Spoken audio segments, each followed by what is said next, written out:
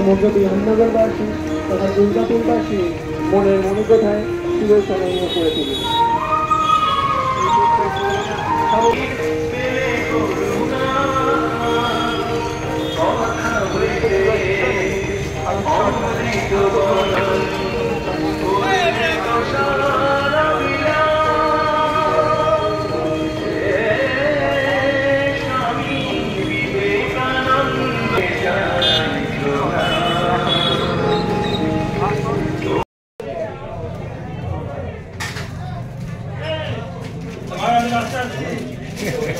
বহুদিন পর দেখা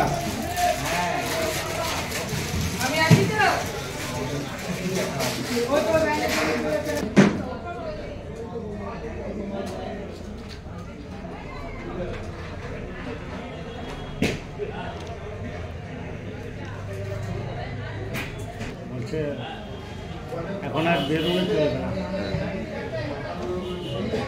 কোথায় কোন সময় হুচট খেয়ে যাবে তার ঠিক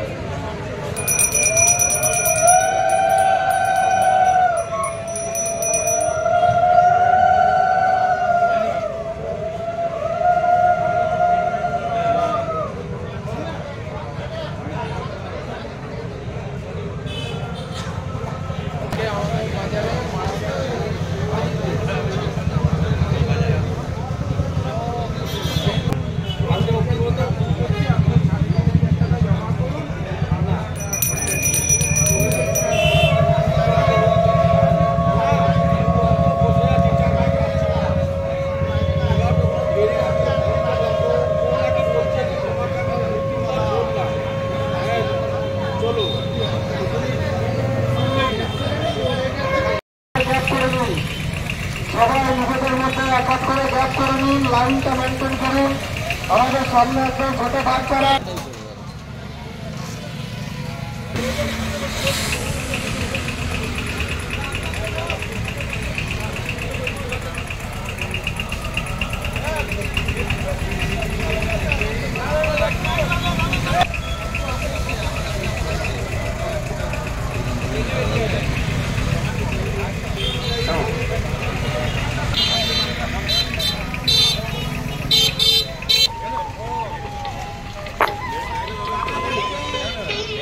ব্লাড নেবে, কিন্তু নেগেটিভ ব্লাড আমরা বলতে পারবো না।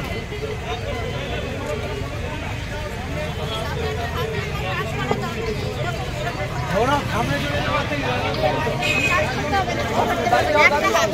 আস্তে আস্তে আস্তে কাজ করবে না, এটা এক হাত করো, এক হাত দিয়ে করো।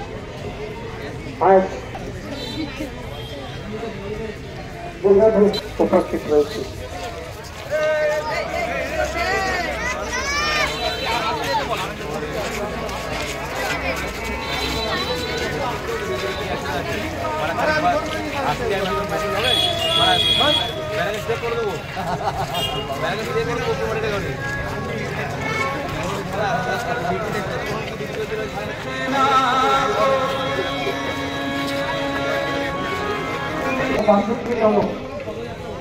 জন্মবার্ষিকীতে আমরা সকলে আজ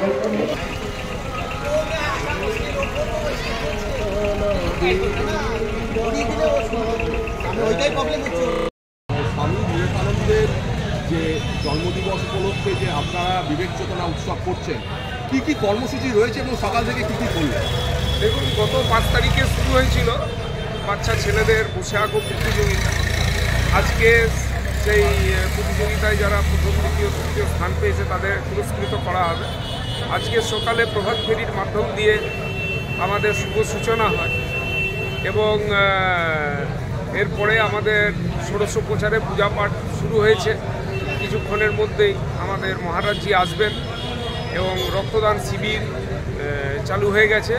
ওই মহারাজজির হাত দিয়েই উদ্বোধন হবে এবং তারপরে দুপুরবেলায় আমাদের যে ঠাকুরের প্রসাদ বিতরণ হবে নরনারায়ণ সেবা, এবং সান্ধ্যকালীন যে অনুষ্ঠান সেই সন্ধ্যাবেলায় বিশিষ্ট সঙ্গীত শিল্পী মাননীয় রাঘব চট্টোপাধ্যায় আসছেন এবং আগামী যে 13 তারিখ অর্থাৎ পরশু দিন আমাদের শীতবস্ত্র প্রদান অনুষ্ঠানটিকে আমরা করব একটি সন্ধ্যাবেলায় ছোট্ট সাংস্কৃতিক অনুষ্ঠানের মাধ্যম দিয়ে, শীতকালীন বস্ত্র বিতরণের মাধ্যম দিয়ে আমাদের অনুষ্ঠান শেষ হবে। কি বার্তা দিতে চান এই ধরনের উৎসব করে? দেখুন, স্বামীজি হচ্ছে সারা বিশ্বের কাছে একটি বার্তা।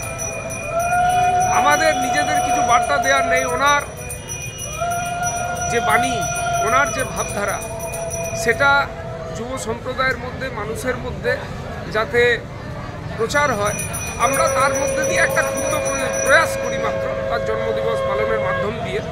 আমাদের তো কিছু করার নেই, উনি যুগ যুগ ধরে চলবেন, স্বামীজির প্রভাব সারা বিশ্ব জুড়ে। এবং বিভিন্ন ধরনের সেবায় আপনারা ব্রতী হয়েছেন স্বামীজির আদর্শ। স্বামীজির আদর্শ। ধন্যবাদ।